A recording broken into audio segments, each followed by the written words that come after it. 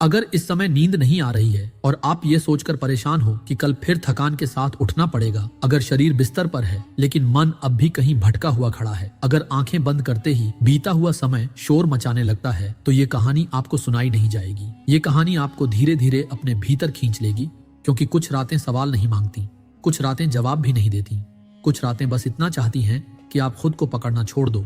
और ठीक ऐसी ही एक रात ने 3 स्त्रियों को एक ही छत के नीचे चुपचाप बैठा रखा था। गांव के आखिरी कोने में मिट्टी का एक घर था जिसकी दीवारों में दरारें थीं, लेकिन उन दरारों से हवा नहीं बल्कि बीते हुए साल झांकते थे। उस घर में 3 बहनें रहती थीं और तीनों के जीवन में एक समान बात थी। उनके पति अब इस दुनिया में नहीं थे, लेकिन उनकी यादें हर रात इस घर में सांस लेती थीं। सबसे बड़ी बहन सुभद्रा को नींद इसलिए नहीं आती थी क्योंकि उसका मन अब भी पीछे अटका हुआ था। उसे लगता था अगर वह सो गई तो कहीं वह सब खो न दे जो उसने सालों में सहा था, जैसे दुख भी कोई जिम्मेदारी हो जिसे जागकर निभाना जरूरी हो। बीच वाली बहन कांति की नींद इसलिए टूट जाती थी क्योंकि उसका दुख नया था, कच्चा था, जैसे जख्म पर हवा लग जाए और वह जलने लगे। जैसे ही वह आंख बंद करती, वही दिन, वही पल, वही आवाज उसके भीतर गूंज उठती और उसकी सांस तेज हो जाती। सबसे छोटी बहन गौरी को नींद इसलिए नहीं आती थी क्योंकि उसका मन भविष्य से डरता था। उसे हर समय लगता था कि अगर उसने कल की चिंता छोड़ दी तो सब बिखर जाएगा। वह नींद को आलस समझती थी और जागे रहना जिम्मेदारी। उस रात भी यही हुआ। दिया बुझा हुआ था, बाहर सन्नाटा था, लेकिन भीतर तीनों के मन बहुत बोल रहे थे।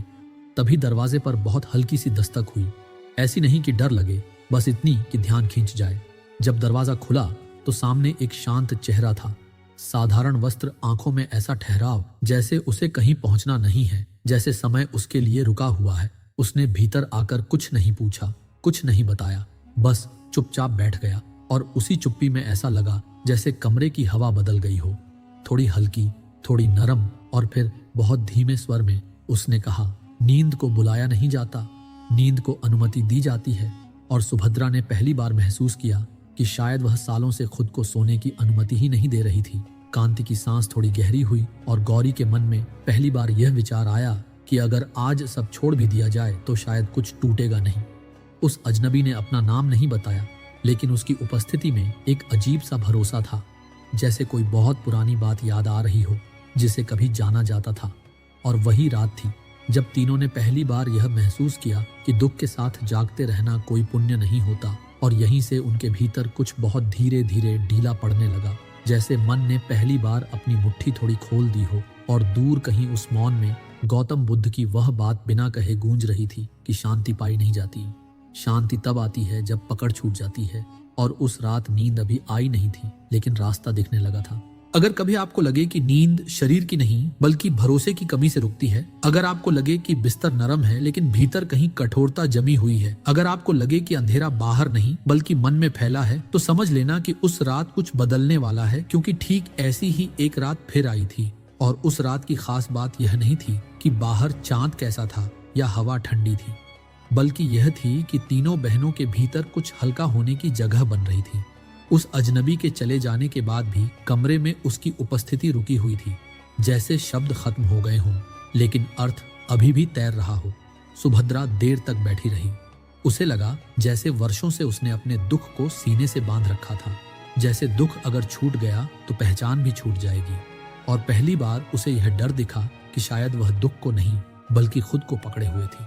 कांति की सांस उस रात बार बार गहरी हो जाती, फिर रुक जाती, जैसे कोई भीतर उतरने से डर रहा हो, फिर थोड़ी हिम्मत जुटा रहा हो। और गौरी खिड़की के पास बैठकर बाहर देखती रही। उसे पहली बार यह ख्याल आया कि भविष्य हर समय हमला नहीं करता, कभी कभी वह बस इंतजार करता है कि तुम उसे देखने की कोशिश छोड़ दो।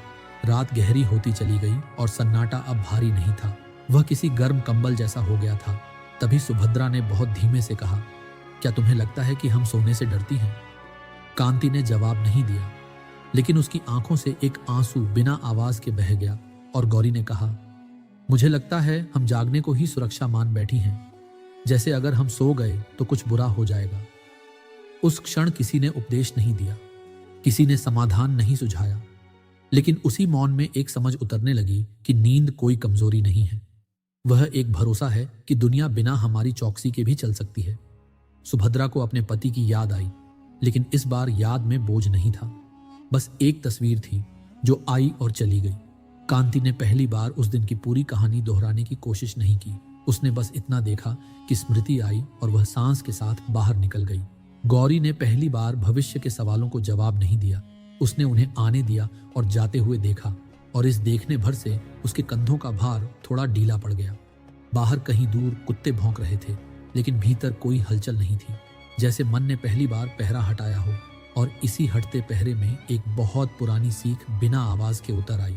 वही सीख जो कभी गौतम बुद्ध ने किसी थके हुए यात्री से कही होगी कि जो स्वयं का मित्र बन जाता है वह रातों से डरना छोड़ देता है। उस रात नींद अब भी पूरी तरह नहीं आई थी, लेकिन पहली बार तीनों बहनों ने यह महसूस किया कि नींद न आना उनकी गलती नहीं थी, और यह एहसास ही वह द्वार था जहां से विश्रांति धीरे धीरे भीतर आने लगती है। और जब उन्होंने करवट बदली तो वह पुरानी बेचैनी नहीं थी, वह बस शरीर की सहज हरकत थी, जैसे कोई नदी अपनी धारा बदल रही हो बिना शोर के। और उसी शांति में रात ने उन्हें इतना दिया कि अगली सुबह कुछ अलग होने वाला था, भले ही किसी ने अभी तक आंखें बंद न की हों। कभी कभी रात इसलिए भारी नहीं होती कि नींद नहीं आती, बल्कि इसलिए भारी होती है क्योंकि मन पहली बार खुद को अकेला पाता है। और जब वर्षों तक दुख शोर बनकर भीतर बोलता रहा हो तो शांति डराने लगती है। और ठीक उसी डर के साथ उस रात तीनों बहनों ने महसूस किया कि कमरे में अब कोई अजनबी नहीं है, लेकिन फिर भी वे अकेली नहीं हैं। सुभद्रा उठकर बाहर आंगन में बैठ गई।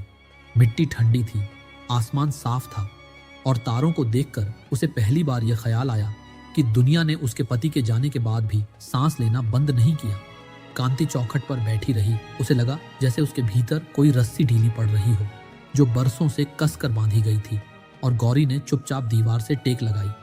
उसे पहली बार यह समझ आया कि जिम्मेदारी और डर में फर्क होता है।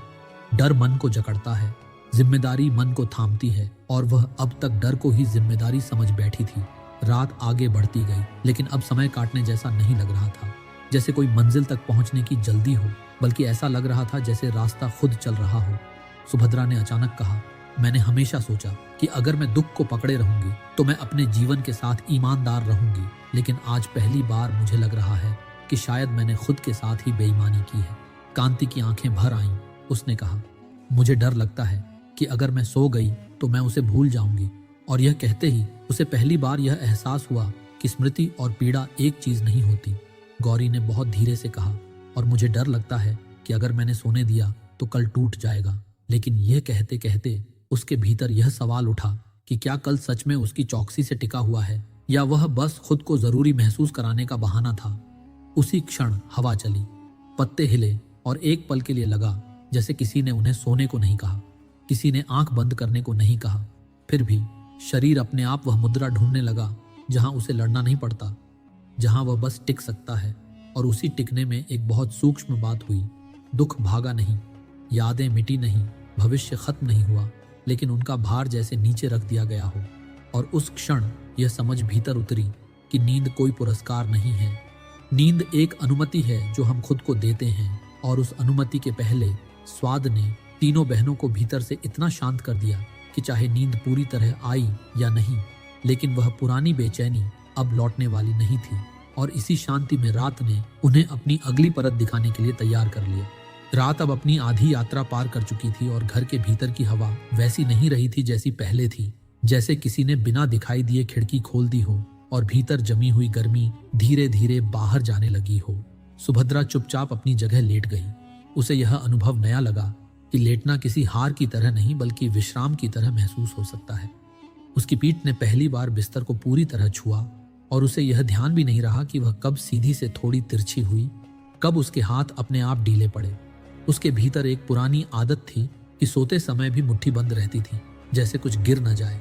लेकिन उस रात उंगलियां अपने आप खुलती चली गईं, और यह खुलना किसी निर्णय से नहीं हुआ, यह बस हुआ। कांति अभी भी बैठी थी, उसकी आंखें बंद थीं, लेकिन नींद नहीं थी, फिर भी बेचैनी भी नहीं थी। उसके भीतर स्मृतियां आ रही थीं, लेकिन अब वे दरवाजा तोड़कर नहीं घुस रही थीं।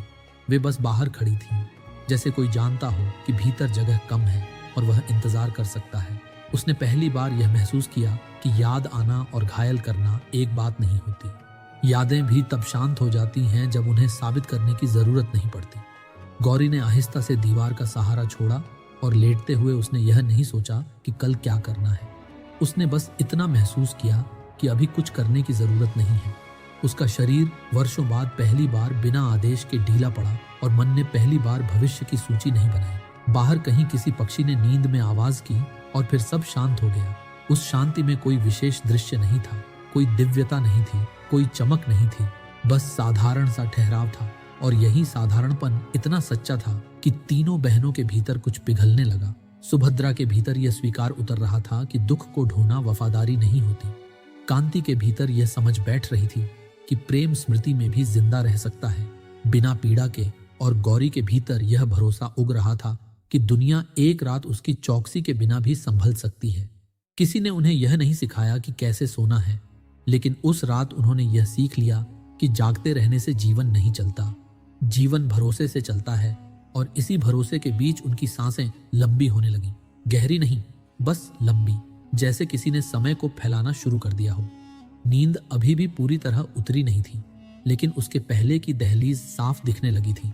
और उस दहलीज पर खड़े होकर उन्हें पहली बार डर नहीं लगा, बल्कि एक अजीब सी परिचित शांति महसूस हुई, जैसे वे इस जगह को पहले भी जानती थीं, बस बहुत समय से भूल गई थीं। और उसी भूल के लौटते ही रात ने उन्हें धीरे से अपनी गोद में खिसकाना शुरू कर दिया, बिना किसी आवाज के, बिना किसी वादे के। रात और गहरी हो चली थी, लेकिन अब वह गहराई डर की नहीं थी, बल्कि किसी पुराने तालाब की तरह स्थिर थी, जहां पानी हिलता नहीं, बस ठहरा रहता है। सुभद्रा की सांसों में एक लय बन गई थी, ऐसी लय जिसे उसने वर्षों से महसूस नहीं किया था। उसके भीतर पहली बार यह अनुभूति आई कि शरीर भी याद रखता है कि कैसे विश्राम करना है। बस मन के शोर में वह स्मृति दब जाती है। कांति की पलकों के पीछे दृश्य अब भी आ रहे थे, लेकिन वे पहले जैसे तीखे नहीं थे। वे किसी दूर के गांव की रोशनी जैसे लग रहे थे, जो दिखती तो है पर आंखों को चुभती नहीं।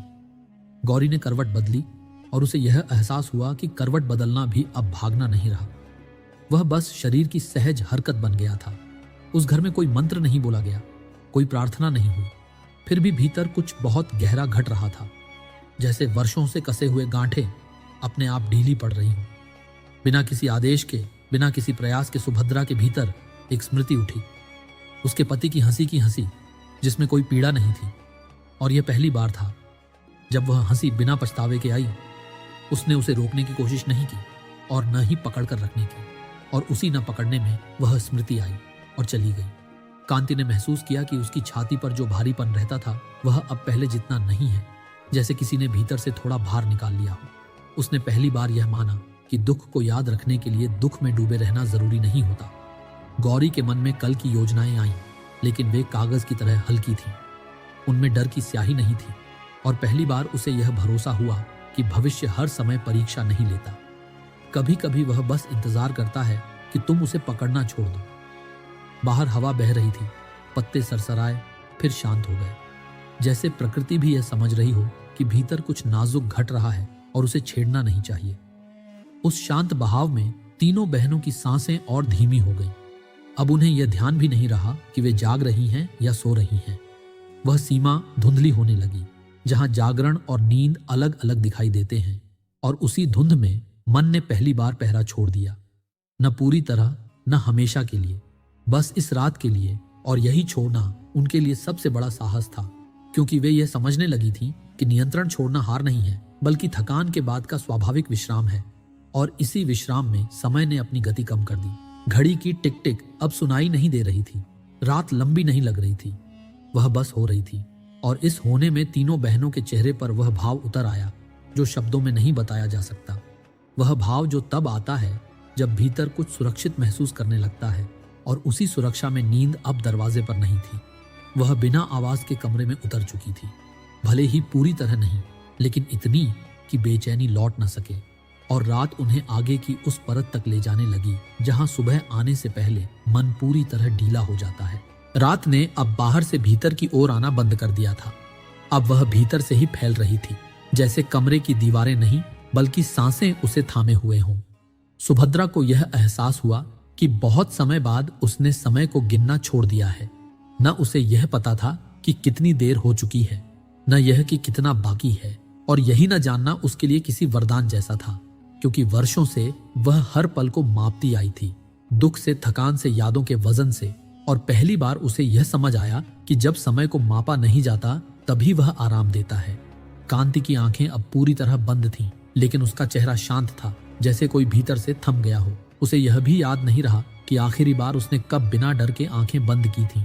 आज आंखें बंद करना किसी खतरे जैसा नहीं लग रहा था, बल्कि किसी थके हुए बच्चे की तरह था जो जानता है कि अब कोई उसे जगाकर नहीं डांटेगा। गौरी ने करवट बदलते हुए तकिए को थोड़ा पास खींचा और उसके मन में यह विचार नहीं आया कि ऐसा करना सही है या गलत। उसने बस किया और उसी करने में उसने पहली बार यह महसूस किया कि हर हरकत को सही ठहराना जरूरी नहीं होता। कुछ चीजें बस सहज होती हैं और वही सहजता सबसे बड़ा सहारा बन जाती है।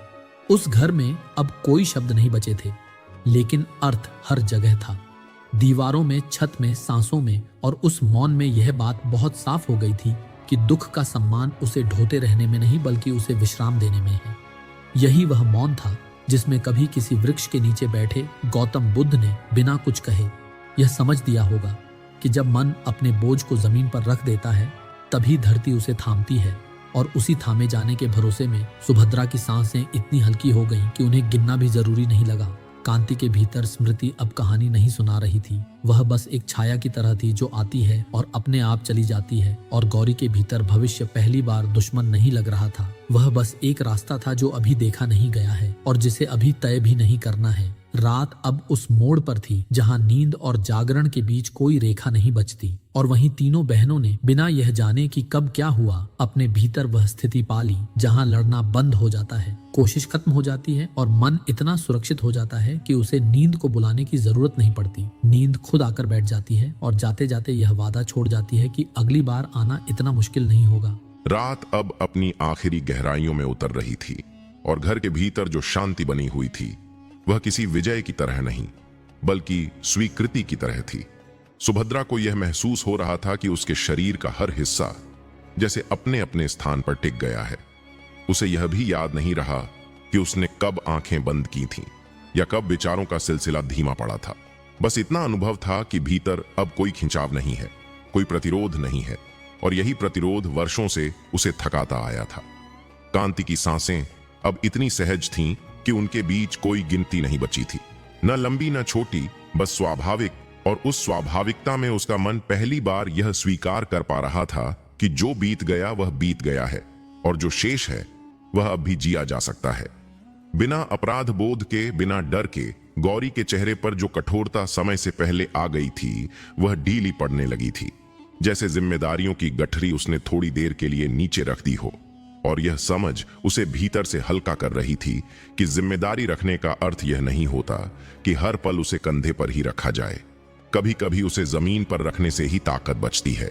बाहर कहीं बहुत दूर से किसी पहिए की आवाज आई, फिर वह भी शांत हो गई, जैसे दुनिया खुद इस ठहराव का सम्मान कर रही हो।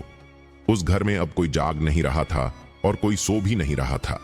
बस एक ऐसी स्थिति थी जहां मन को अपने होने का भरोसा मिल गया था, बिना किसी प्रमाण के, बिना किसी शर्त के। और इसी भरोसे में नींद किसी मेहमान की तरह नहीं बल्कि घर की सदस्य की तरह भीतर आ चुकी थी। उसने दस्तक नहीं दी, उसने अनुमति नहीं मांगी, वह बस आकर बैठ गई, क्योंकि भीतर का वातावरण अब वैसा हो गया था जहां उसे रोका नहीं जाता। सुभद्रा के भीतर वर्षों पुराना वह प्रश्न कि क्या मैं ठीक कर रही हूं, अब अपनी धार खो चुका था। कांति के भीतर वह डर कि अगर मैं ढीली पड़ी तो सब बिखर जाएगा, अब सच नहीं लग रहा था।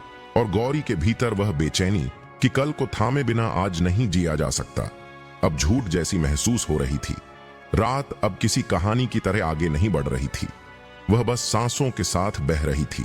और इसी बहाव में तीनों बहनों के भीतर वह गहरी निश्चिंतता उतर चुकी थी जो शब्दों में नहीं आती, जिसे सिर्फ महसूस किया जा सकता है। और जब सुबह की हल्की सी आहट बहुत दूर कहीं जन्म ले रही थी, तब इस घर में कोई इंतजार नहीं था, कोई तैयारी नहीं थी। बस यह भरोसा था कि जो आया है वह भी संभल जाएगा, क्योंकि इस रात मन ने पहली बार यह सीख लिया था कि छोड़ देना भी एक तरह की पकड़ होती है और उसी पकड़ में सबसे गहरी नींद उतरती है। घर के भीतर अभी भी वही शांति थी, लेकिन अब वह नई नहीं थी, अब वह ठहरी हुई थी, जैसे कोई झील रात भर बिना हिले पड़ी रही हो और अब उसकी सतह पर हल्की सी धुंध तैरने लगी हो। सुभद्रा की नींद बहुत गहरी नहीं थी, लेकिन वह सच्ची थी। उसमें डर नहीं था, उसमें पहरा नहीं था, और यही उसके लिए सबसे बड़ा बदलाव था। उसने करवट बदली तो शरीर ने विरोध नहीं किया, जैसे वर्षों बाद उसे यह भरोसा मिल गया हो कि आराम करना भी जीवन का हिस्सा है। कांति की पलकों के नीचे सपने नहीं थे, बस अंधेरा था, लेकिन वह अंधेरा खाली नहीं था। उसमें एक नरमी थी, जैसे मन ने खुद को पहली बार इतना खाली होने दिया हो कि कुछ भरने की जल्दी ना हो। गौरी की सांसें अब तेज नहीं थीं और न ही गिनी हुई थीं, वे बस चल रही थीं, और इसी चलने में उसका मन पहली बार भविष्य को छोड़े बिना वर्तमान में टिक पाया था। बाहर कहीं बहुत हल्की सी रोशनी जन्म ले रही थी, लेकिन वह सुबह की घोषणा नहीं कर रही थी। वह बस ये बता रही थी कि रात ने अपना काम कर लिया है। उस घर में कोई अचानक नहीं जागा, कोई चौंक कर नहीं उठा, बस एक एक करके शरीर ने संकेत दिए कि विश्राम पूरा हो चुका है। सुभद्रा ने आंखें खोलीं तो छत वहीं थी, दरारें वहीं थीं, लेकिन उसे यह महसूस नहीं हुआ कि ये दरारें किसी कमी का संकेत हैं, बल्कि उसे लगा जैसे इन्हीं दरारों से हवा भीतर आती है। कांति बैठी और उसे यह आश्चर्य हुआ कि उसके भीतर वह भारीपन नहीं है जो हर सुबह उसके साथ उठता था, और यह खालीपन उसे डराने की जगह राहत दे रहा था। गौरी ने उठते हुए यह नहीं सोचा कि आज कितना काम है, उसने बस इतना महसूस किया कि वह खड़ी हो सकती है, और यह साधारण सा एहसास उसके लिए बहुत बड़ा था। उस सुबह किसी ने कुछ कहा नहीं, फिर भी तीनों के बीच एक समझ थी कि रात ने उन्हें कुछ दिया है। कोई समाधान नहीं, कोई वादा नहीं, बस यह अनुभव कि मन अगर थोड़ा ढीला पड़े तो जीवन अपने आप सहारा देने लगता है। सुभद्रा ने मन ही मन स्वीकार किया कि दुख के साथ जीना और दुख में जीना अलग अलग बातें हैं। कांति ने पहली बार यह महसूस किया कि स्मृति को सम्मान देने के लिए खुद को घायल रखना जरूरी नहीं होता, और गौरी ने पहली बार यह माना कि भविष्य की चिंता छोड़ने से भविष्य नाराज नहीं होता। उस घर में अब कोई साधु नहीं था, कोई आवाज नहीं थी, लेकिन रात की वह शांति अब उनकी अपनी बन चुकी थी, और यही सबसे बड़ी बात थी, क्योंकि जो शांति उधार की होती है वह सुबह टूट जाती है, लेकिन जो भीतर से उगती है वह जागने के बाद भी बनी रहती है। और इसी बनी हुई शांति के साथ दिन ने धीरे से उस घर में कदम रखा, बिना शोर के, बिना आदेश के, जैसे जानता हो कि यहां अब किसी को जगाने की जरूरत नहीं है। जब कोई रात भीतर से पूरी हो जाती है तो उसका असर सुबह की रोशनी में नहीं बल्कि मन की चाल में दिखता है, और उस दिन भी ऐसा ही हुआ। उस घर में सूरज वैसे ही उगा जैसे हर दिन उगता है, वही किरणें, वही आंगन, वही मिट्टी की दीवारें, लेकिन तीनों बहनों के भीतर कुछ ऐसा बदल चुका था जिसे कोई बाहर से देखकर नहीं बता सकता। सुभद्रा ने जब पानी का घड़ा उठाया तो उसे अपने कंधों पर वर्षों पुराना बोझ महसूस नहीं हुआ, जैसे शरीर को पहली बार यह भरोसा हो गया हो कि हर दिन अपने आप संभल सकता है। कांति जब चूल्हे के पास बैठी तो उसके मन में वह पुरानी घबराहट नहीं आई कि दिन कैसे कटेगा। उसने बस आग जलाई, और यह साधारण सा काम उसे असाधारण शांति दे गया। गौरी ने बाहर झाड़ू लगाते हुए पहली बार यह नहीं सोचा कि आगे क्या होगा। उसने बस झाड़ू लगाई और धूल को उड़ते देखा, और उसी उड़ती धूल में उसे यह समझ आया कि हर चीज को थामे रखना जरूरी नहीं, कुछ चीजें जाने के लिए ही होती हैं। उस दिन तीनों ने बहुत कम बात की, लेकिन उनके मौन में डर नहीं था, उसमें भरोसा था, ऐसा भरोसा जो बिना किसी शपथ के जन्म लेता है। सुभद्रा ने अपने भीतर यह स्वीकार किया कि वह दुख से बड़ी है, कांति ने यह माना कि वह स्मृति से छोटी नहीं है, और गौरी ने यह जाना कि वह भविष्य की कैदी नहीं है। और यही तीनों स्वीकार उन्हें भीतर से इतना स्थिर कर चुके थे कि दिन उनके ऊपर नहीं गिर रहा था बल्कि उनके साथ चल रहा था। किसी ने आकर उन्हें यह नहीं बताया कि यह सब कैसे हुआ, कोई चमत्कार नहीं हुआ, कोई वरदान नहीं मिला, बस एक रात मन ने लड़ना छोड़ दिया, और वही छोड़ना जीवन का सबसे बड़ा मोड़ बन गया। और अगर आप यह कहानी यहां तक सुन रहे हैं तो शायद आपके भीतर भी कुछ वैसा ही ढीला पड़ा होगा, शायद आपकी सांसें भी थोड़ी सहज हो गई हों, शायद मन ने भी थोड़ी देर के लिए पहरा हटाया हो। और अगर ऐसा हुआ है तो यह कहानी सफल हो गई, क्योंकि इसका उद्देश्य आपको कुछ सिखाना नहीं था। इसका उद्देश्य बस यह याद दिलाना था कि आप सुरक्षित हैं, कि आपको हर समय मजबूत बने रहने की जरूरत नहीं, कि कभी कभी सबसे बड़ा साहस होता है खुद को विश्राम की अनुमति देना। और अगर इस कहानी ने आपके भीतर थोड़ी सी भी शांति छोड़ी है तो इसे यहीं खत्म मत होने दीजिए। इस चैनल अकेला व्यक्ति हर बार पर ऐसी ही कहानियां आती रहती हैं, जो शोर नहीं करती, जो डर नहीं दिखाती, जो बस भीतर की थकान को धीरे से उतार देती हैं। इसलिए अगर आप चाहते हैं कि ऐसी रातें बार बार मिलती रहें, तो चैनल को लाइक करें, सब्सक्राइब करें और इस कहानी को किसी एक ऐसे व्यक्ति तक जरूर पहुंचाएं जिसकी नींद अक्सर रास्ते में अटक जाती है, क्योंकि कभी कभी किसी एक कहानी का पहुंचना किसी के लिए बहुत बड़ी राहत बन जाता है। और जाते जाते बस एक बात याद रखिए, जिसे कभी गौतम बुद्ध ने कहा था, शांति बाहर से नहीं आती, शांति तब आती है जब मन संघर्ष करना छोड़ देता है। और जब मन संघर्ष छोड़ देता है तब नींद अपने आप रास्ता ढूंढ लेती है। नींद इसलिए नहीं आती क्योंकि शरीर थका नहीं है। यह बात लगभग हर इंसान को गलत लगती है, लेकिन यही सबसे बड़ा सच है।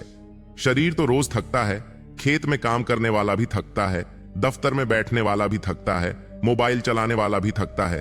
फिर भी रात को बिस्तर पर लेटते ही अगर नींद नहीं आती तो उसका कारण शरीर नहीं होता, कारण होता है मन, और मन की थकान शरीर की थकान से अलग होती है। शरीर की थकान चलने से, उठने से, काम करने से होती है, लेकिन मन की थकान पकड़ने से होती है। हर बात को पकड़े रहने से, हर विचार को संभाल कर रखने से, हर डर को सीने से लगाए रखने से।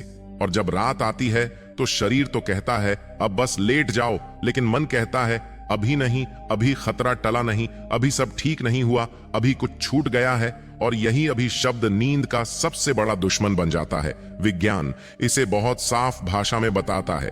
मन के भीतर एक प्रणाली होती है जो हर क्षण यह जांचती रहती है कि मैं सुरक्षित हूं या नहीं। अगर मन को जरा सा भी लगे कि कुछ अधूरा है, कुछ अनिश्चित है, कुछ ऐसा है जिस पर मेरा नियंत्रण नहीं है, तो वह शरीर को संकेत भेजता है कि अभी ढीला मत पड़ो, क्योंकि ढीला पड़ना खतरे को बुलाना है। यही कारण है कि बिस्तर पर लेटते ही विचार तेज हो जाते हैं। दिन भर जो बातें शांत रहती हैं वही रात में शोर बन जाती हैं, क्योंकि दिन में मन व्यस्त रहता है, लेकिन रात में मन अकेला रह जाता है। और अकेला मन वही करता है जिसकी उसे आदत होती है, पकड़ना, सोचना, गिनना, डरना, भविष्य बनाना, अतीत दोहराना। और यही आदतें नींद को रोकती हैं। बुद्ध ने हजारों साल पहले यह बात बिना विज्ञान के शब्दों के कही थी, लेकिन अर्थ वही था। गौतम बुद्ध कहते थे, मन तब तक शांत नहीं होता जब तक वह पकड़ छोड़ना नहीं सीख लेता। और पकड़ केवल वस्तुओं की नहीं होती, पकड़ विचारों की होती है, पकड़ पहचान की होती है, पकड़ सही गलत की होती है, पकड़ उस जिम्मेदारी की होती है जिसे हमने अपने ऊपर अनावश्यक रूप से लाद लिया है। और रात में जब कोई देखने वाला नहीं होता, कोई साबित करने वाला नहीं होता, तब भी हम भीतर ही भीतर पहरा देते रहते हैं। जैसे अगर हमने एक पल के लिए भी छोड़ दिया तो सब टूट जाएगा, लेकिन यह टूटने का डर ही सबसे बड़ा भ्रम है। विज्ञान कहता है कि नींद आने के लिए शरीर को यह संदेश मिलना जरूरी है कि अब कोई खतरा नहीं है, और यह संदेश बाहर से नहीं आता, यह संदेश भीतर से आता है। जब मन यह स्वीकार कर लेता है कि अभी कुछ करने की जरूरत नहीं है, अभी कुछ साबित करने की जरूरत नहीं है, अभी कुछ पकड़ कर रखने की जरूरत नहीं है, तब जाकर शरीर अपने आप ढीला पड़ता है, सांसें लंबी होती हैं, दिल की धड़कन धीमी होती है और नींद उतरती है। लेकिन हम यही स्वीकार नहीं कर पाते, क्योंकि हमें बचपन से सिखाया गया है कि जागे रहना जिम्मेदारी है और ढीला पड़ना कमजोरी है। हम यह नहीं समझते कि रात की ढील ही दिन की ताकत बनती है, और इसी गलत समझ के कारण हम रात में भी वही करते रहते हैं जो दिन में करते हैं। बस फर्क इतना होता है कि रात में कोई काम नहीं होता, सिर्फ विचार होते हैं, और वही विचार हमें जगाए रखते हैं। इसलिए नींद की समस्या कोई बीमारी नहीं है, यह एक आदत है, मन की आदत पकड़ कर रखने की। और जब तक यह आदत देखी नहीं जाती, तब तक कोई दवा, कोई उपाय, कोई तरीका स्थायी नहीं बन सकता, क्योंकि नींद बाहर से नहीं लाई जाती।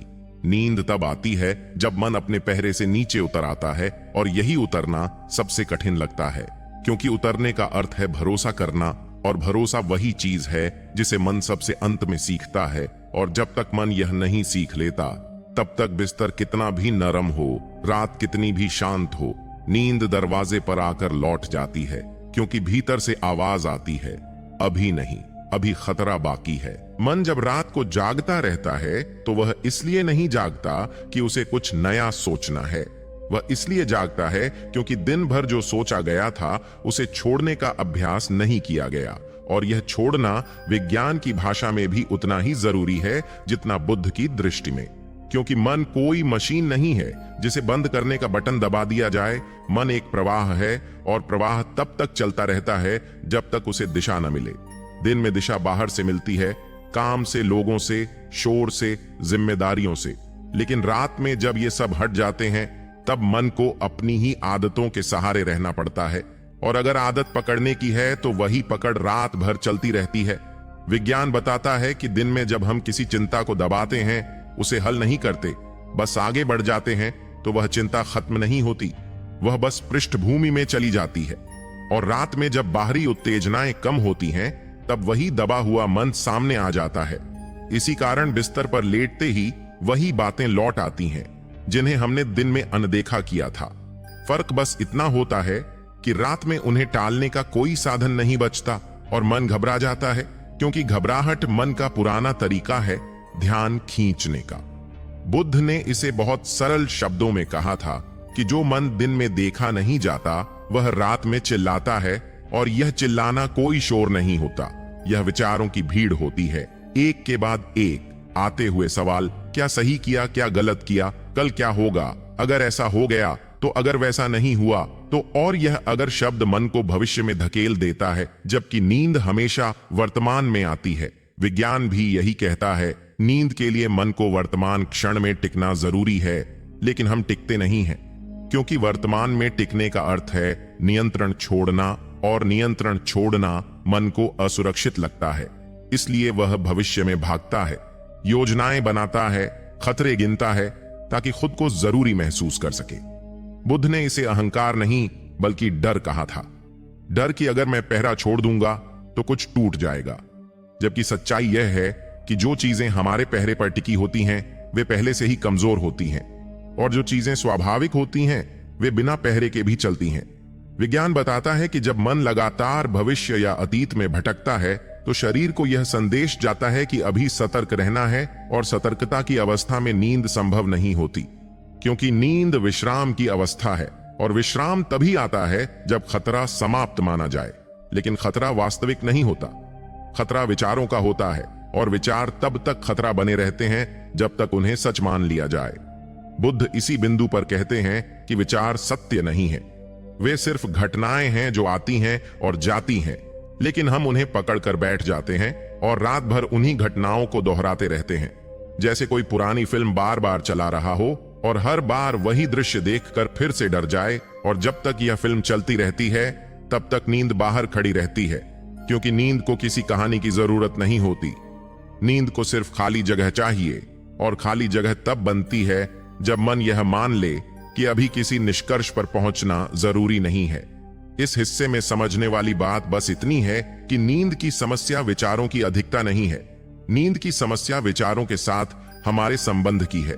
हम विचारों को आने देते नहीं हैं, हम उन्हें पकड़ लेते हैं, और पकड़ ही वह गांठ है जो रात को खुलने से इनकार कर देती है।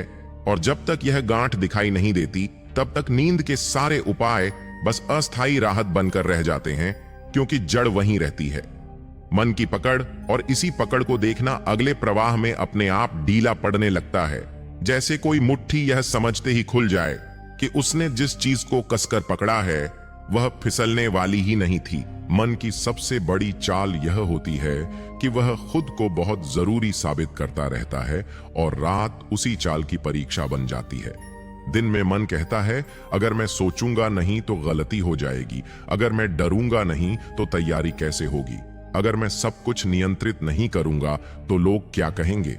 और हम इन बातों को समझदारी मान लेते हैं, लेकिन रात जब आती है तो वही समझदारी बोझ बन जाती है, क्योंकि रात किसी योजना को नहीं मानती। रात सिर्फ यह देखती है कि क्या भीतर तनाव है, और अगर है तो वह नींद को रोक देती है। विज्ञान इसे स्पष्ट रूप से कहता है कि जैसे ही मन नियंत्रण की अवस्था में जाता है, शरीर अपने आप तनाव की मुद्रा में आ जाता है, कंधे सख्त हो जाते हैं, जबड़ा भींच जाता है, सांस ऊपर की ओर चलने लगती है, और यह सब बिना हमारी जानकारी के होता है। हमें लगता है कि हम बस सोच रहे हैं, लेकिन शरीर सोच नहीं रहा होता, शरीर तैयारी कर रहा होता है, और तैयारी की अवस्था में नींद नहीं आती, क्योंकि नींद का अर्थ है खतरे का न होना। बुद्ध ने इसी बात को दूसरे शब्दों में कहा था कि जब तक मन लड़ाई की मुद्रा में है तब तक विश्रांति असंभव है, और लड़ाई हमेशा बाहर से नहीं होती, अक्सर लड़ाई अपने ही विचारों से होती है। सही बनने की लड़ाई, मजबूत दिखने की लड़ाई, भविष्य को जीत लेने की लड़ाई, और यह लड़ाइयां कभी खत्म नहीं होती, क्योंकि इनका कोई मैदान नहीं होता, कोई अंत नहीं होता। इसलिए रात आते ही मन फिर से हथियार उठा लेता है। विज्ञान बताता है कि मन की यह आदत बचपन से बनती है, जब हमें सिखाया जाता है कि गलती मत करो, डर जरूरी है, सतर्क रहो, और धीरे धीरे मन यह मान लेता है कि सतर्कता ही सुरक्षा है। जबकि सच्चाई यह है कि लगातार सतर्क रहना शरीर और मन दोनों को थका देता है। बुद्ध इसी भ्रम को तोड़ते हैं। वे कहते हैं सुरक्षा बाहर की दीवारों से नहीं आती, सुरक्षा भीतर के भरोसे से आती है, और भरोसा तभी जन्म लेता है जब मन यह स्वीकार कर ले कि हर स्थिति मेरे नियंत्रण में नहीं है, और यह स्वीकार हार नहीं है, यह यथार्थ है। लेकिन मन यथार्थ से डरता है, क्योंकि यथार्थ में उसका कोई विशेष काम नहीं रह जाता। और मन को सबसे ज्यादा डर इसी बात से लगता है कि अगर मेरी जरूरत नहीं रही तो मैं क्या हूं। इसी डर के कारण वह रात में भी काम करता रहता है, सोचता रहता है, योजनाएं बनाता रहता है, और शरीर को आराम नहीं करने देता। विज्ञान बताता है कि जैसे ही हम यह स्वीकार कर लेते हैं कि अभी कुछ हल नहीं करना है, शरीर अपने आप प्रतिक्रिया बदल देता है। सांस नीचे उतरती है, हृदय की गति धीमी होती है, मांसपेशियां ढीली पड़ने लगती हैं। लेकिन यह स्वीकार हम जबरदस्ती नहीं कर सकते, क्योंकि जबरदस्ती भी नियंत्रण ही है। बुद्ध इसलिए कहते हैं कि छोड़ना कोई क्रिया नहीं है, छोड़ना एक समझ है, और समझ धीरे आती है जब मन देखता है कि उसका नियंत्रण वास्तव में किसी चीज को नहीं बचा रहा, बल्कि उसे और थका रहा है। इस प्रवाह में समझने वाली बात यह है कि नींद को लाने की कोशिश करना भी नींद को भगाने का तरीका बन सकता है, क्योंकि कोशिश में भी वही संदेश छिपा होता है कि अभी कुछ ठीक नहीं है, अभी कुछ करना बाकी है। और नींद तब आती है जब करने का भाव समाप्त होता है, जब मन यह मान लेता है कि इस क्षण में कुछ भी सुधारने की जरूरत नहीं है। और जैसे ही यह भाव आता है, मन की पकड़ अपने आप ढीली पड़ने लगती है, ठीक वैसे जैसे कोई व्यक्ति थक कर बैठ जाए और उसे यह समझ आ जाए कि अब खड़े रहने से कुछ नहीं बदलेगा, और उसी बैठने में उसे पहली बार राहत मिले, और उसी राहत में नींद बिना आवाज के भीतर उतर आए, क्योंकि अब भीतर कोई पहरेदार खड़ा नहीं है, अब कोई खुद को साबित नहीं कर रहा, अब सिर्फ होना बाकी है, और होना ही नींद का द्वार है। अक्सर लोग यह मान लेते हैं कि नींद न आना किसी कमजोरी का संकेत है, लेकिन सच यह है कि नींद न आना मन की सतर्कता का परिणाम होता है। और यही सतर्कता सबसे बड़ा भ्रम बन जाती है, क्योंकि मन यह नहीं समझ पाता कि हर समय चौकन्ना रहना जीवन नहीं है, बल्कि थकान का रास्ता है। जब रात गहराती है और बाहर का संसार धीमा पड़ जाता है, तब मन के भीतर जो शोर बचता है वही असली कहानी कहता है। और उस शोर में छिपा होता है एक पुराना डर कि अगर मैं ढीला पड़ा तो सब बिखर जाएगा। विज्ञान इसे साफ शब्दों में कहता है कि मन के भीतर खतरे को पहचानने वाली प्रणाली बहुत पुरानी है। यह प्रणाली तब बनी थी जब खतरे वास्तविक थे, जंगली जानवर, भूख, ठंड। लेकिन आज खतरे बदले हुए हैं, अब खतरे विचारों के रूप में आते हैं। भविष्य की चिंता, लोगों की राय, असफलता का डर, और मन इन विचारों को भी उतनी ही गंभीरता से लेता है जितनी कभी शेर की दहाड़ को लेता था। इसलिए जब विचार आते हैं तो शरीर उसी पुराने ढंग से प्रतिक्रिया करता है, जैसे सच में कोई खतरा सामने खड़ा हो। और यही कारण है कि बिस्तर पर लेटते ही दिल की धड़कन तेज हो जाती है, सांस उथली हो जाती है, और नींद दूर भागती है, क्योंकि शरीर को लग रहा होता है कि अभी सतर्क रहना जरूरी है। बुद्ध ने इस पूरे तंत्र को बहुत सरल तरीके से समझाया था। वे कहते थे कि मन भ्रम और वास्तविकता में अंतर नहीं करता जब तक तुम खुद उसे न दिखाओ, और यह दिखाना किसी तर्क से नहीं होता, यह दिखाना देखने से होता है। जब तुम यह देखने लगते हो कि यह विचार अभी सच में सामने नहीं है, यह बस मन में चल रही एक धारा है, तब धीरे धीरे मन की पकड़ ढीली पड़ने लगती है। लेकिन हम देखने की बजाय लड़ने लगते हैं। हम विचारों को हटाने की कोशिश करते हैं, दबाने की कोशिश करते हैं, और यही कोशिश उन्हें और मजबूत कर देती है। विज्ञान भी यही कहता है, जिस विचार को तुम जबरदस्ती हटाने की कोशिश करते हो वह और ज्यादा लौटता है, क्योंकि मन उसे खतरा मान लेता है, और खतरे को छोड़ना मन की आदत नहीं है। बुद्ध इसलिए कहते हैं कि विचारों से लड़ो मत, उन्हें पहचानो। पहचान का अर्थ यह नहीं कि उन्हें सही या गलत ठहराओ। पहचान का अर्थ बस इतना है कि यह देख लो कि यह विचार आया है और जाएगा, और जब यह देखने की आदत बनती है तब मन को यह संदेश मिलने लगता है कि हर विचार पर प्रतिक्रिया जरूरी नहीं है। और जैसे ही यह संदेश भीतर उतरता है, शरीर की भाषा बदलने लगती है, कंधे अपने आप ढीले पड़ने लगते हैं, जबड़ा खुलने लगता है, सांसें गहरी होने लगती हैं। और यह सब बिना किसी अभ्यास के, बिना किसी प्रयास के होता है, क्योंकि अब मन को खतरा दिखाई नहीं दे रहा। अब वह पहरे से नीचे उतर रहा है। इस बिंदु पर बुद्ध की एक बहुत गहरी बात याद आती है कि दुख विचारों में नहीं है, दुख विचारों को सच मान लेने में है। और रात का दुख यही है कि हम हर विचार को सच मान लेते हैं। कल की चिंता को सच, बीते हुए दर्द को अभी घट रहा मान लेते हैं, और मन उसी हिसाब से शरीर को तैयार कर देता है।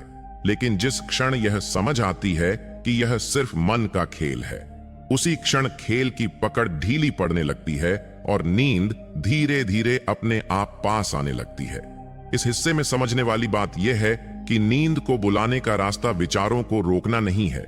नींद को बुलाने का रास्ता विचारों पर भरोसा करना बंद करना है। और जब मन यह देख लेता है कि हर विचार आदेश नहीं है, तब वह खुद ही विश्राम की ओर झुकने लगता है, क्योंकि मन भी थक चुका होता है। बस उसे अनुमति चाहिए, और वह अनुमति बाहर से नहीं आती, वह भीतर से आती है।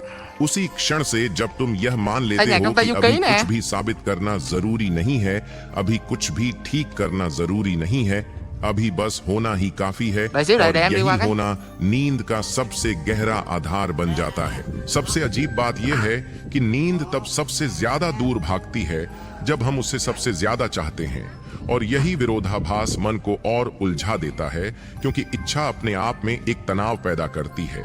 जब मन कहता है मुझे सोना ही है, तब भीतर एक दबाव बन जाता है, और दबाव में कोई भी चीज सहज नहीं हो पाती। विज्ञान इसे बहुत साफ तरीके से समझाता है। इच्छा जब लक्ष्य बन जाती है तो मन भविष्य में चला जाता है, और नींद भविष्य में नहीं आती। नींद केवल अभी में आती है, इसलिए जितना ज्यादा हम घड़ी देखते हैं उतना ही मन अभी से दूर होता जाता है, और जितना दूर अभी से जाते हैं उतना ही नींद से दूर होते जाते हैं। बुद्ध ने इस बात को बिना विज्ञान के शब्दों के समझाया था। वे कहते थे, चाहना और पाना दो अलग रास्ते हैं, और विश्रांति पाने के लिए चाहना छोड़ना पड़ता है, लेकिन छोड़ना कोई क्रिया नहीं है। छोड़ना तब होता है जब समझ आती है कि चाहने से कुछ नहीं बदल रहा, और यह समझ बहुत धीरे आती है, क्योंकि मन को अपनी कोशिश पर बड़ा गर्व होता है। उसे लगता है कि अगर मैं कोशिश कर रहा हूं तो मैं जिम्मेदार हूं, जबकि सच्चाई यह है कि कुछ चीजें कोशिश से नहीं घटती, वे अनुमति से घटती हैं, और नींद उन्हीं में से एक है। विज्ञान बताता है कि जब हम नींद को लेकर चिंतित होते हैं, तब हमारा मस्तिष्क उसी क्षेत्र को सक्रिय कर देता है जो समस्या सुलझाने के लिए बना है, और समस्या सुलझाने की अवस्था में शरीर खुद को विश्राम के लिए तैयार नहीं करता। यही कारण है कि सोने से पहले फोन देखना, दिन की बातें दोहराना, कल की योजना बनाना, यह सब नींद को रोकता है, क्योंकि यह सब मन को काम की अवस्था में बनाए रखता है। बुद्ध इसी अवस्था को कर्म की पकड़ कहते थे। कर्म केवल बाहर का काम नहीं होता, कर्म भीतर की सक्रियता भी होती है, और जब तक यह सक्रियता चलती रहती है तब तक मन शांत नहीं होता। इसलिए वे ध्यान को कोई तकनीक नहीं मानते थे, वे ध्यान को एक दृष्टि मानते थे, देखने की दृष्टि, जिसमें तुम यह देख सको कि अभी मन क्या कर रहा है। और जब तुम यह देखने लगते हो कि मन बार बार उसी चिंता पर लौट रहा है, उसी डर पर लौट रहा है, तो धीरे धीरे मन को यह बोध होने लगता है कि यह लौटना जरूरी नहीं है। और इसी बोध में पहली बार वह डील आती है जिसे लोग विश्रांति कहते हैं। इस डील का मतलब यह नहीं कि विचार खत्म हो जाते हैं। डील का मतलब यह है कि विचार अब आदेश नहीं देते, वे बस आते जाते हैं, जैसे सड़क पर गाड़ियां चलती हैं, लेकिन तुम उन्हें रोकने या उनके पीछे भागने की कोशिश नहीं करते। और जब यह स्थिति बनती है तब शरीर अपने आप प्रतिक्रिया बदल देता है। विज्ञान कहता है कि जैसे ही मन खतरे की व्याख्या बंद करता है, शरीर की रक्षा प्रणाली शांत होने लगती है, हार्मोन बदलते हैं, स्नायु ढीली पड़ती हैं, और नींद के लिए आवश्यक वातावरण बनता है। लेकिन यह सब तब होता है जब हम कुछ करने की कोशिश छोड़ देते हैं।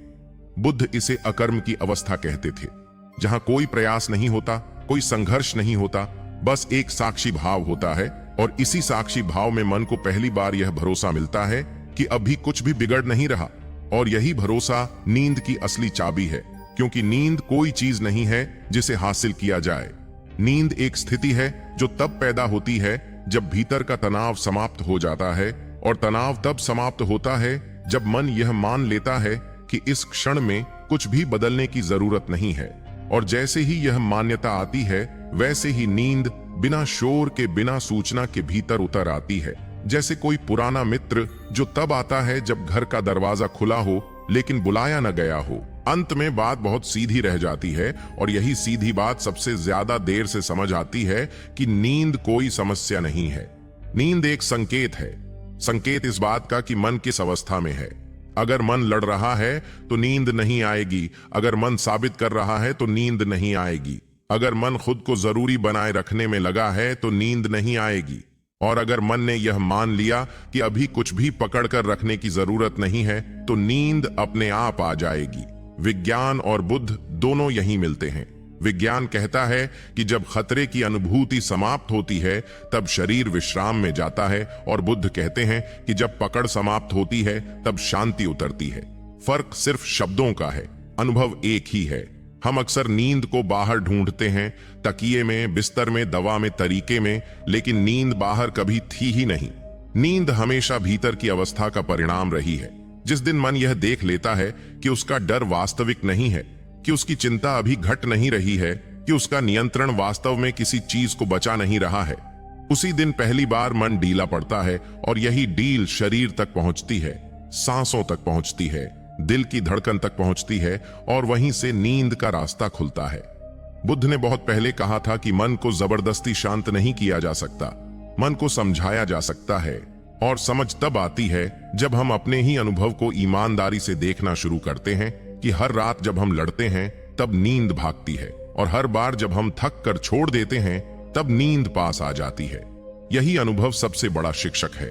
और अगर आप यहां तक सुन रहे हैं तो इसका मतलब है कि आपके भीतर भी यह समझ धीरे धीरे उतर रही है कि आपको ठीक होने की जरूरत नहीं है, आपको बस रुकने की जरूरत है, आपको बदलने की जरूरत नहीं है, आपको बस छोड़ने की जरूरत है। और यही छोड़ना कोई अभ्यास नहीं है, यह एक स्वीकृति है कि अभी इस क्षण में आप सुरक्षित हैं। और जब यह स्वीकृति भीतर उतरती है तब वही बात सच हो जाती है जो कभी गौतम बुद्ध ने कही थी कि शांति बाहर से नहीं आती। शांति तब आती है जब मन संघर्ष करना छोड़ देता है, और इसी शांति से नींद जन्म लेती है। अब इस श्रृंखला में हम आपको केवल समझ नहीं देंगे, हम आपको एक ऐसी गाइडेड स्लीप टॉक सुनाएंगे जिसमें आपको कुछ करना नहीं होगा, न सोने की कोशिश करनी होगी, न सांस गिननी होगी, न मन को रोकना होगा, बस आवाज के साथ बहते जाना होगा, और वही बहाव आपको बिना पता चले नींद की दहलीज के पार ले जाएगा। इसलिए अगर आप सच में चाहते हैं कि आज या किसी आने वाली रात आपका मन लड़ना बंद कर दे, तो अगले भाग के लिए जुड़े रहिए, क्योंकि वहां शब्द समझाने के लिए नहीं होंगे, वहां शब्द आपको सुलाने के लिए होंगे। अब आप कुछ भी ठीक करने की कोशिश मत कीजिए, बस लेटे रहिए जैसे आप अभी हैं वैसे ही, और मेरी आवाज को आने जाने दीजिए। पकड़ने की जरूरत नहीं, समझने की जरूरत नहीं, बस आवाज को हवा की तरह आने दीजिए और जाने दीजिए। अगर पलकें भारी हो रही हैं तो भारी होने दीजिए, अगर आंखें अभी खुली हैं तो भी कोई बात नहीं। इस पल आपसे कुछ भी करवाया नहीं जा रहा, आपको कहीं पहुंचना नहीं है, आपको नींद लाने की जिम्मेदारी नहीं दी जा रही।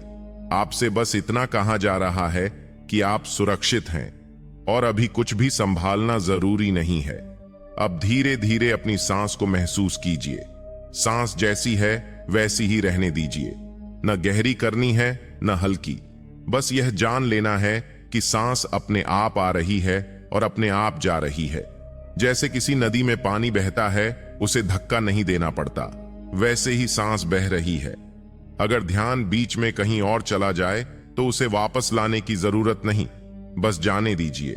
ध्यान का जाना भी ठीक है, ध्यान का आना भी ठीक है। इस पल कुछ भी गलत नहीं हो रहा। अब शरीर के भार को महसूस होने दीजिए। पैरों में थोड़ा सा भार, जैसे पैर बिस्तर में टिक रहे हों, उन्हें पकड़ कर रखने की जरूरत नहीं, बस टिके रहने दीजिए। जांघों में, घुटनों में धीरे धीरे एक ठहराव सा पेट को ढीला छोड़ दीजिए। पेट को अंदर खींचने या बाहर निकालने की जरूरत नहीं है, जैसे है वैसे ही ठीक है। सीने में सांस का हल्का सा उठना गिरना, बस उतना ही गर्दन को सहारा मिल रहा है। जबड़े को भींचने की जरूरत नहीं है। अगर दांत हल्के से जुड़े हैं तो जुड़े रहने दीजिए, अगर खुल रहे हैं तो खुलने दीजिए। इस पल शरीर को किसी सही स्थिति में लाने की जरूरत नहीं है, जो स्थिति है वही सही है। अब अगर कोई विचार आए तो उसे रोकिए मत, विचार आए तो आने दीजिए। जैसे आसमान में बादल आते हैं और चले जाते हैं, किसी बादल को पकड़ कर रखने की जरूरत नहीं होती, वैसे ही किसी विचार को पकड़ने की जरूरत नहीं है। अगर नींद आने लगे तो सोने दीजिए, और अगर नींद अभी ना आए तो भी कोई बात नहीं, क्योंकि इस पल नींद लक्ष्य नहीं है, इस पल आराम ही काफी है। अब यह जान लीजिए कि इस कमरे में, इस बिस्तर पर इस समय आप पूरी तरह सुरक्षित हैं। बाहर की दुनिया अभी आपसे कुछ नहीं मांग रही, फोन शांत है, लोग दूर हैं, कल अभी आया नहीं है, बीता हुआ समय अभी आपको पकड़ नहीं सकता।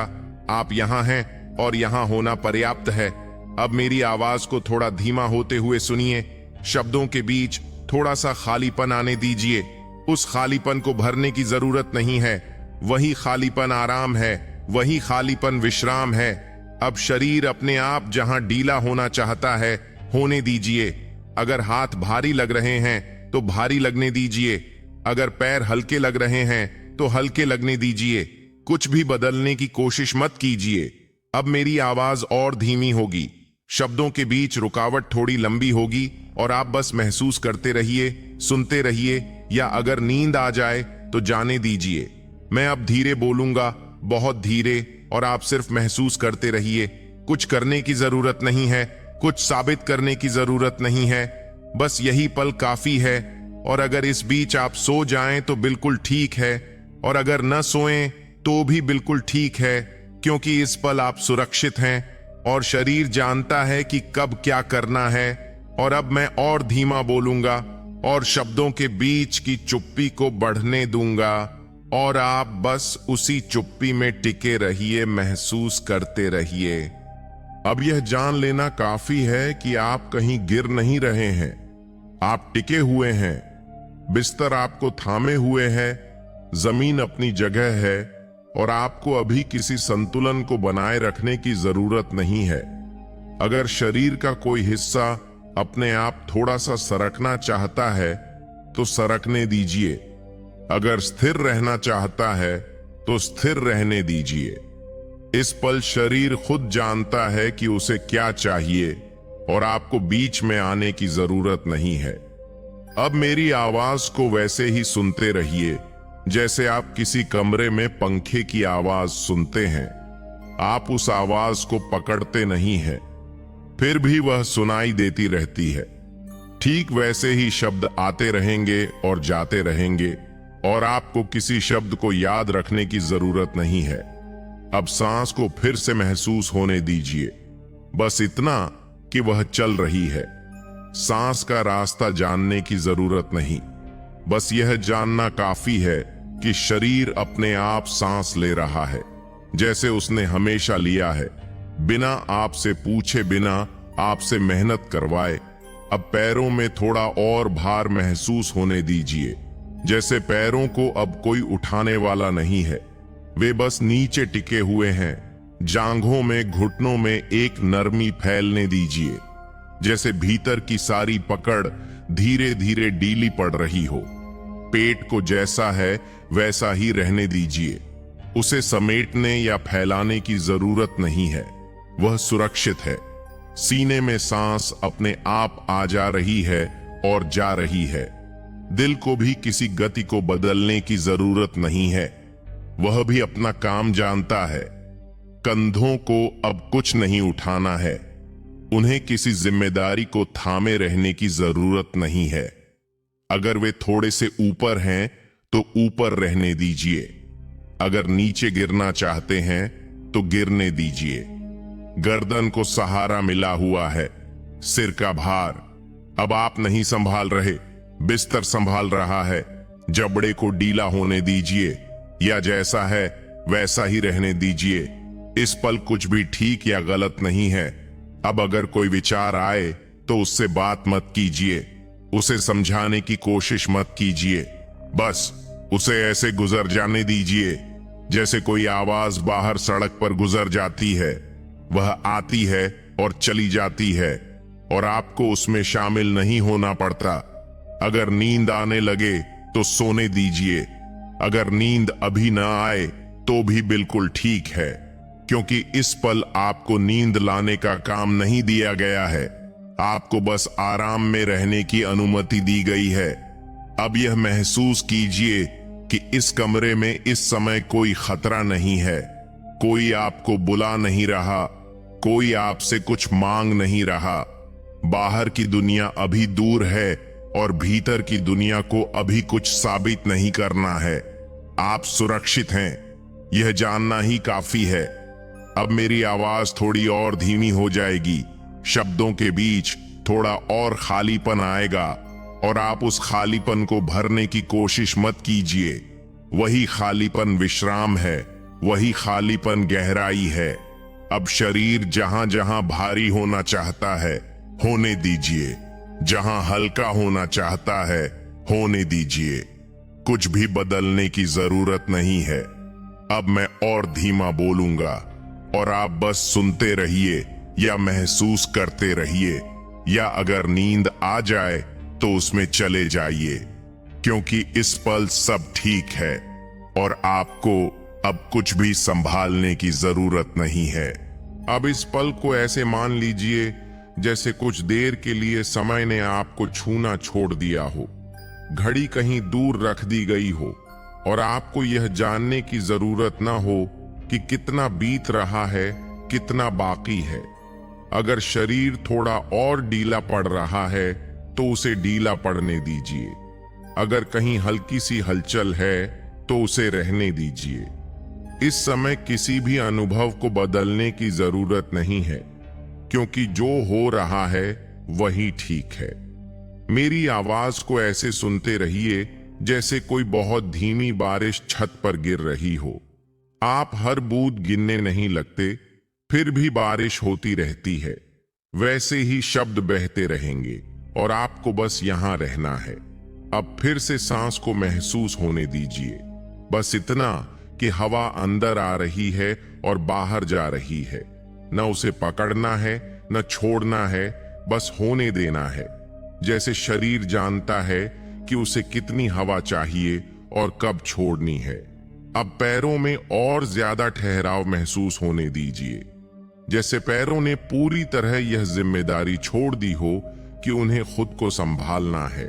वे बस पड़े हैं, टिके हैं, सुरक्षित हैं। जांघों और घुटनों के आसपास एक भारी लेकिन आरामदायक एहसास फैलने दीजिए, जैसे लंबे समय बाद किसी ने बोझ नीचे रखा हो। पेट अब पूरी तरह सुरक्षित है, उसे सख्त रखने की जरूरत नहीं है। वह जैसा है वैसा ही ठीक है। सीने में सांस की हल्की सी हलचल है और वही काफी है। दिल को भी किसी निर्देश की जरूरत नहीं है, वह भी अपना रास्ता जानता है। अब कंधों को महसूस कीजिए जैसे उन पर से कोई अदृश्य भार उतर रहा हो। अगर वह भार पूरी तरह न उतरे तो भी कोई बात नहीं, थोड़ा सा उतरना भी काफी है। गर्दन को सहारा मिल रहा है, सिर अब खुद को थामे नहीं हुए हैं, बिस्तर उसे थामे हुए है और आपको इस थामे जाने में कुछ करने की जरूरत नहीं है। जबड़ा अगर हल्का सा खुलना चाहता है तो खुलने दीजिए, अगर बंद है तो बंद रहने दीजिए। इस पल कोई सही मुद्रा नहीं है, जो है वही सही है। अब अगर कोई विचार आए तो उसे पहचानने की भी जरूरत नहीं है, बस उसे ऐसे गुजर जाने दीजिए जैसे कोई दूर की ट्रेन की आवाज आती है और चली जाती है। आप ट्रेन में बैठ नहीं जाते, आप बस जानते हैं कि आवाज आई और गई। अगर नींद धीरे धीरे पास आ रही है तो उसे आने दीजिए, और अगर अभी दूर है तो भी बिल्कुल ठीक है, क्योंकि इस पल आप सोने की कोशिश नहीं कर रहे, आप बस आराम की अनुमति में हैं। अब यह जानना काफी है कि इस कमरे में इस समय आप सुरक्षित हैं। बाहर की आवाजें दूर हैं, भीतर कोई खतरा नहीं है, कोई निर्णय नहीं है, कोई अपेक्षा नहीं है। आप बस हैं, और यही होना पर्याप्त है। अब मेरी आवाज और धीमी होती जाएगी। शब्दों के बीच रुकावट थोड़ी लंबी होगी और आप उस रुकावट में कुछ भरने की कोशिश मत कीजिए। वही रुकावट गहराई है, वही विश्राम है। अब शरीर जहां चाहता है वहां आराम करने दीजिए। और अगर बीच में कहीं नींद आ जाए तो उसमें बिना सोचे चले जाइए, और अगर न आए तो भी इसी ठहराव में बने रहिए, क्योंकि इस पल कुछ भी गलत नहीं हो रहा है। सब अपने आप संभल रहा है। और मैं अब और धीरे बोलूंगा और आप बस महसूस करते रहिए। अब इस आखिरी हिस्से में भी कुछ नया करने की जरूरत नहीं है। आप पहले से ही उसी जगह पर हैं जहां आपको होना चाहिए। अगर आंखें बंद हैं तो बंद रहने दीजिए, अगर खुली हैं तो भी कोई बात नहीं।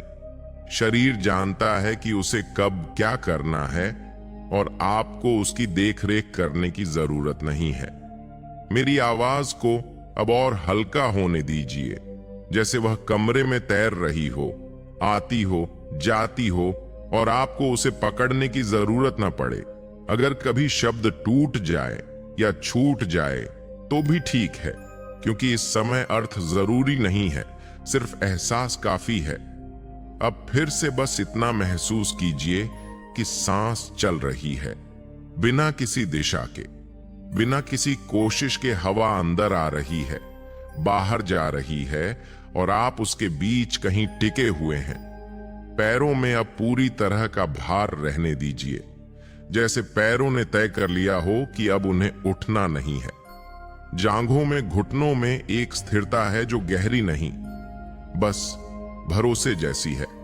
पेट नरम है, सुरक्षित है, उसे कसकर रखने की जरूरत नहीं। सीने में हल्की सी हलचल है और वही जीवन का संकेत है कंधों पर। अब कुछ भी नहीं रखा हुआ। अगर थोड़ा सा तनाव बचा भी है तो उसे भी रहने दीजिए, उसे हटाने की जरूरत नहीं है। गर्दन को सहारा मिला हुआ है, सिर का पूरा भार अब बिस्तर उठा रहा है और आपको कुछ संभालने की जरूरत नहीं है।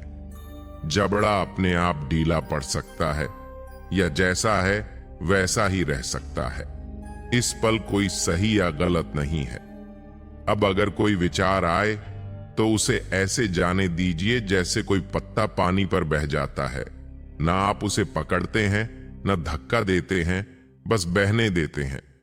अगर नींद आ रही है तो उसे आने दीजिए, और अगर नहीं आ रही तो भी कोई बात नहीं, क्योंकि आप सही जगह पर हैं, सुरक्षित हैं और यही काफी है।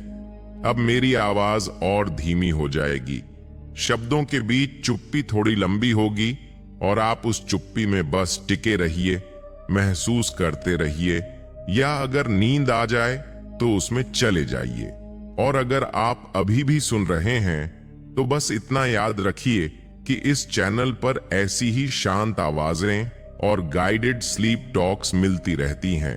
अगर यह आपको थोड़ा भी सुकून दे पाई हो तो अकेला व्यक्ति हर बार चैनल को लाइक करें, सब्सक्राइब करें, ताकि अगली बार जब मन थका हो तो आपको रास्ता ढूंढना ना पड़े। और अब मैं और भी धीरे बोलूंगा, फिर चुप हो जाऊंगा और आप बस महसूस करते रहिए।